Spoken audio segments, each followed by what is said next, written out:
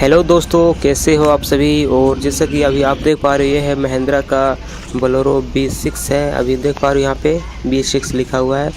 तो इस गाड़ी को हम ट्रायल करके देखते हैं इसमें क्या दिक्कत है और इसमें क्या क्या प्रॉब्लम हो सकते हैं। तो अभी आप देख पा रहे हो यहाँ पे गाड़ी स्टार्ट करने पे इसका जो MI लाइट है, चेक लाइट, वो कंटिन्यू ऑन है। और अभी हम गाड़ी को ट्रायल करके देखते हैं इसमें क्या दिक्कत है कि गाड़ी पिकअप नहीं बना रही या तो फिर गाड़ी का जो स्पीड है वो कम है। तो अभी आप देख पा रहे हो यहाँ पे हाईवे पे हम लोग ड्राइव कर रहे हैं। तो यहाँ पे अभी आप देख पा रहे हो एक्सीलरेटर फुल दबा रखा है एक्सीलरेटर, और यहाँ पे चेक लाइट भी जला हुआ है और 32, 35 इस तरह का पिकअप भी बना रहा है, वो भी धीरे धीरे बना रहा है। और साथ में देख पा रहे हो यहाँ पे भी ट्रक भी ओवर ट्रेन मार रहा है हम लोग से भी।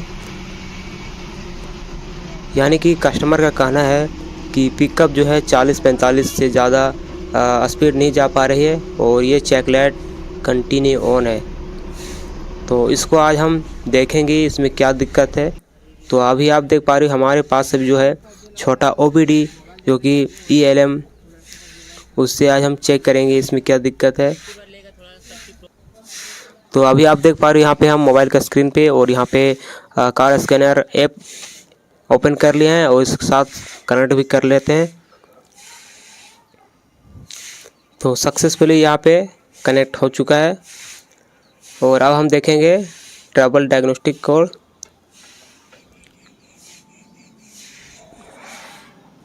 तो यहाँ पे कोड जैसे कि आप देख पा रहे हो ये है 2463, यहाँ पे लिखा हुआ है डीजल पार्टिकुलेट फिल्टर रेक्टिफायर। ये यानी कि 2463 सब कोड वही शो कर रहा है। यानी इसका जो रिलेटेड है शायद इसका सूट मास शायद ज़्यादा है, जिसके कारण ये कोड शो कर रहा है। तो इससे स्कैनर से तो कोड कुछ होगा नहीं, आप दूसरा स्कैनर लगाते हैं। तो जैसे कि अभी आप देख पा रहे हो हमारे पास अभी एक्सटोल PS70 Pro है और इससे हम देखेंगे इसका रीजनरेशन करके इसका सूट मास जो कि ज़्यादा हो चुका है उसको कम करने के लिए कोशिश करेंगे।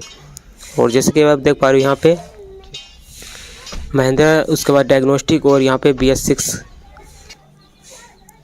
ऑटोमेटिक सिलेक्शन, और यहाँ पे देखेंगे डायग्नोस्टिक अभी ट्रबल कोड में। तो यहाँ पे शो कोड रहा है कोड 2463 जो कि DPF suit mass very high error for maximum suit mass. यानी कि जो शो कर रहा है वो सूट मास का ही, क्योंकि छोटा OBD भी हम भी चेक किए थे, उसमें भी यही code same to same show कर रहा था। तो अभी आप देख पा रहे हैं यहाँ पे कोड जो है यही शो कर रहा है। और क्लस्टर मीटर पर चेक लाइट कंटिन्यू ऑन है। तो हम देखेंगे इसका सूट मास कितना है। तो यहाँ पे आप देख पा रहे हो यहाँ पे जो सूट मास है weight of suit in DPF तो 51.40 यानी कि 51.40 ग्राम यहाँ पे सूट मास शो कर रहा है। तो ये बहुत ज़्यादा यानी कि आधा जम गया इसका सूट मास, तब इस तरह सब प्रॉब्लम कर रहा है और इसका पिकअप नहीं बना पा रहा 40 के ज़्यादा। तो रियल ट्रबल कोड में देखते हैं इस तरह कोड है, क्लियर करने पे भी सेम टू सेम यही कोड है DPF सूट मास, सिर्फ यही कोड है और इसकी वजह से पिकअप ड्रॉप हो रहा है।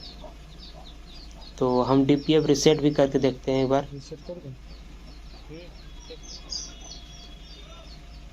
रिसेट डन हो चुका है। और यहाँ पे देखते हैं फिर से एक बार देखते हैं इसका जो सूट मास है वो कितने ग्राम यहाँ पे शो कर रहा है। यहाँ पे कोड जो है सिर्फ वही कोड है रियल ट्रबल कोड में। देखिए हम लाइव डाटा में चेक करेंगे सूट मास, तो यहाँ पे जो कि है 38.07 यहाँ पे शो कर, यानी 38.07। तो इससे कुछ कम हो चुका है, लेकिन इसको हम देखेंगे रीजनरेशन करके। तो दोस्तों DPF सूट मास कुछ तो कम हो चुका है और अब देखेंगे इसका स्पेशल फंक्शन जाके DPF सर्विस रीजनरेशन करेंगे। तो गाड़ी भी स्टार्ट हो चुका है, आप देख पा रहे हैं इंजन। और यहाँ पे ऑटोमेटिक यहाँ पे कुछ देर के बाद यहाँ स्टार्ट जो कि बटन है वो ऑटोमेटिक शो होने लगेगा, तब जाके रीजनरेशन ऑप्शन यहाँ पे चालू हो जाएगा। तो अभी कुछ समय तक वेट करते हैं और देखते हैं कब तक होता है, कुछ समय लगता है। तो यहाँ पे आप देख पा रहे हो स्टार्ट बटन शो करने लगा, इसको हम स्टार्ट करेंगे और ओके करेंगे, उसके बाद देखेंगे। यहाँ पे DPF service regeneration test running start state लिख के आ रहा है। यहाँ पे इस तरह का लिख के आ रहा है, पता नहीं हो नहीं पा रहा है। जैसे कि हम लोग यहाँ पे स्टार्ट ओके करते हैं, उसके बाद इंजन का साउंड है वो कुछ देर ऑटोमेटिक हाई हो जाता है और रीजनरेशन शुरू हो जाता है, लेकिन यहाँ पे नहीं हो पा रहा है। कुछ दिक्कत है, शायद इसका शूट मास ज़्यादा है, इसकी वजह से भी हो सकता है, क्योंकि बहुत सारे टूल्स में नहीं हो पाता है। एक बार हम फिर से ट्राई करते हैं, इसका जो टैंक लेवल है उसको भी रिसेट करके देखते हैं, उसके बाद फिर से रीजनरेशन करके देखते हैं। तो यहाँ पे रिसेट टैंक हो गया है, आप देख पा रहे हो। उसके बाद फिर से DPF रीजनरेशन करने की कोशिश करते हैं। अगर हो जाता है सही है, नहीं तो फिर इसका दूसरा उपाय तरह से हम चेक करेंगे। तो जैसे कि यहाँ पे अभी आप देख पा रहे हो स्टार्ट बटन यहाँ पे शो करने लगा है। फिर से देखते हैं इसको ओके करके। तो ये भी फिर से DPF सर्विस जो कि टेस्ट रनिंग हो ही रहा है, लेकिन यहाँ पे इसका जो रीजनरेशन वो चालू नहीं हो पा रहा है, सिर्फ इसी तरह सा रनिंग ही लिख रहा है और कोई ट्रबल कोड भी नहीं है। जिस तरह अगर ट्रबल कोड होता है तो रीजनरेशन करने नहीं होता, लेकिन इसमें ट्रबल कोड सिर्फ शूट मास का ही है और इसका शूट मास 38 के करीब है, फिर भी इससे नहीं हो पा रहा। तो क्या इसको हम शूट मास को कम कर सकते हैं, तब जाके रीजनरेशन हो सकता है? तो को कैसे पता चलेगा वो कौन सा सेंसर है जो कि ECM को डिटेक्ट करके बताता है कि शूट मास सिलेंसर में इतना जम गया? तो वही अब देखते हैं। तो जैसे कि अभी आप देख पा रहे हैं, यहाँ पे हम इसका बोर्डनेट उठा लिए हैं और यहाँ पे देखेंगे। और अभी आप जैसे कि आप देख पा रहे हैं, यहाँ पे आपको दिख रहा होगा ये सेंसर जो कि डिफरेंशियल प्रेशर सेंसर के नाम से जाना जाता है, और यही सेंसर ECM को कमांड करता है और उससे शूट मास कितना है वो इस सिलेंसर में कितना शूट मास है वो ECM को डिटेक्ट करके बताता है। तो इस सेंसर को हम देखेंगे अब इस तरह से। तो दोस्तों आप देखेंगे इसका जो डिफरेंशियल प्रेशर सेंसर है वो सेंसर कहाँ पे इसका लोकेशन है, और सेंसर को हम खोल लेंगे, उसके बाद आगे देखते हैं। तो जैसे कि यहाँ पे आप देख पा रहे हैं, यहाँ पे ये है डिफरेंशियल प्रेशर सेंसर और ये दोनों पाइप यहाँ पे अटैच है और इससे सेंसर को डिटेक्ट करके ECM बताता है। और इसका लोकेशन है दोस्तों कि हाई प्रेशर पंप के जस्ट नीचे यहाँ पे एक 10 नंबर का mm का बोल्ट लगा है। तो अब जैसे कि आप देख दोस्तों, इसका जो सेंसर है वो हम जल्दी से खोल लेते हैं, उसके बाद फिर आपको आगे वीडियो दिखाते हैं।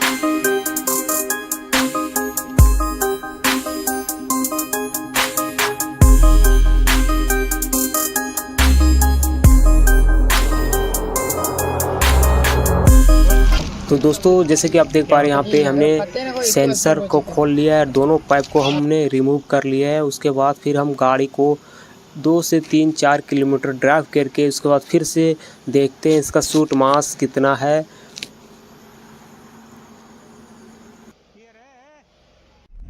तो दोस्तों हमने 4 से 5 किलोमीटर गाड़ी को ड्राइव कर लिया है। उसके बाद फिर हमने गैरेज पे गाड़ी ला लिया है, वो अब देखते हैं इसका शूट मास कितना कम हुआ है। तो दोस्तों अब जैसे कि आप देख पा रहे हैं, यहाँ पे शूट मास बहुत ही ज़्यादा कम हो चुका है। यहाँ पे 16.45 ग्राम जो शो कर रहे हैं। अब देखें इसका रीजनरेशन करके। और दोस्तों अब हम फिर से रीजनरेशन करने के लिए कोशिश करते हैं, क्योंकि उसका शूट मास बहुत ज़्यादा था, उस समय नहीं हो पा रहा था, लेकिन अब इसका 16.45 है। तो अब देखेंगे इसका रीजनरेशन करके। और यहाँ पे आप देख पा रहे हैं, यहाँ पे ऑप्शन भी आ चुका है, और यहाँ पे जो कि जैसे कि आप देख पा रहे हैं, यहाँ पे रीजनरेशन प्रोसेस चालू हो चुका है। और देख पा रहे हो यहाँ पे मायूस, क्योंकि इसका रीजनरेशन यहाँ पे चालू हो चुका है। और आपको दिखाता हूँ, हम इंजन के पास इसका साउंड वो ऑटोमेटिक हाई हो चुका है, और इसका सेंसर को मैंने खोल कर रख लिया है, और इस तरह से हम रीजनरेशन कर रहे हैं।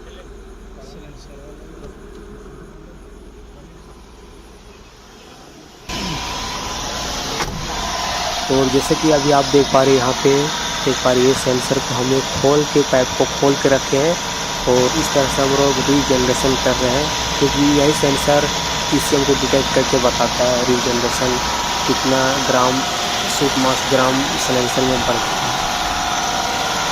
तो आई होप देखते हैं आप, और इसका रीजनरेशन करके कम से कम 25 मिनट लगता है। तो उसके बाद फिर हम ड्राइव करके भी देखते हैं कितना पिकअप बना रहा है।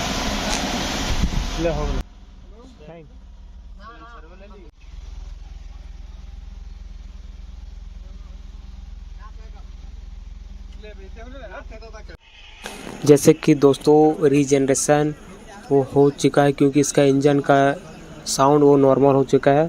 और यहाँ पे आप देख पा रहे हो इसका सूट मास बहुत ज़्यादा कम हो चुका है, यानी कि 0 पे आ गया है इसका सूट मास।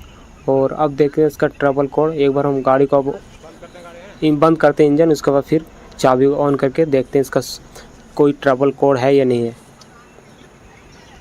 और यहाँ पे जैसे देख पा रहे हैं यहाँ पे नो ट्रबल कोड शो कर रहा है। और अब हम गाड़ी को ड्राइव करके देखते हैं।